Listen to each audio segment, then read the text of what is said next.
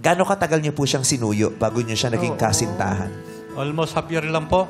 Kasi nagkakalala po kami ay September 2020. September. Pagdating po na... Ilocano po kayo, no? Ilocano po kayo? Hindi po. Hindi naman. Tagalog September. Pero Chinese siya. Bakit? Rambutan. Denan, rambutan.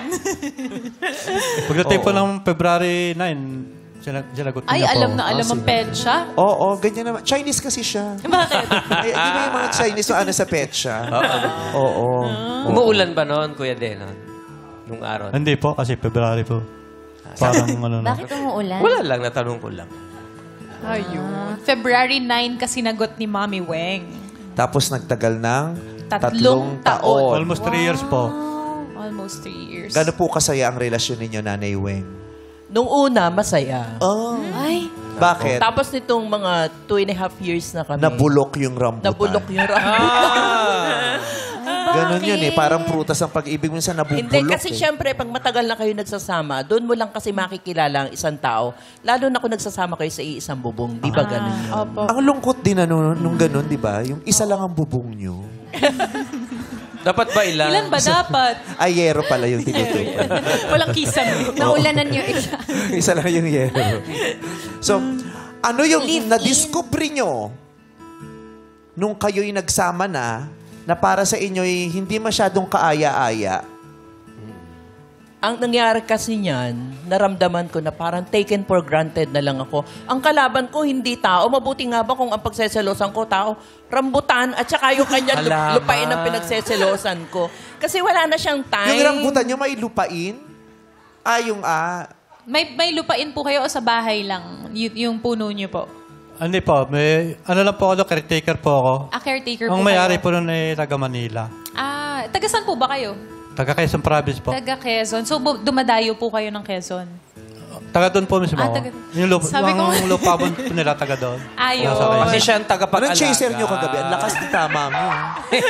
Alam mo, first time kasi nakatulog ako kagabi ng 8 hours. So, ngayon parang, sarap-sarap ng gising ko. Mas okay pa pala yung puyat ako. Ako ganyan din. Pag mahaba tulog ko, parang ang bagal ng utak ko. Diba? Parang gusto ko lang ng unan today. Yung mahaba tulog, nakakatangkad ba yun? Oo. Mexi lang Wag kasi lang tulog susobra. nito eh. Huwag lang susobra. Oo. Pag Kasi sobrang mahaba naman tulog mo kasi kaya lang kasi ang problema sa'yo, tinukwento sa akin nanay mo, tuwing natutulog ka daw, nakaganon ka. Nakayukot. Ano ba dapat? Dapat nakaunat ka. Ay, Oo, mali ka nakaganon naman. Mali ka. naman pala Sir ako. Og. Ganyan ka lagi eh. Kaya nalukot yung ano. So, taken for granted dahil ang oras ninyo ay nakalaan sa pag-aalaga ng inyong mga pananim na rambutan. Tama po.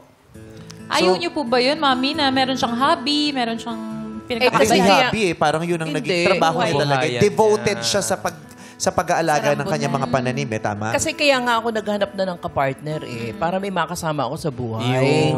Kasi almost 26 years na nga ako nag-iisa.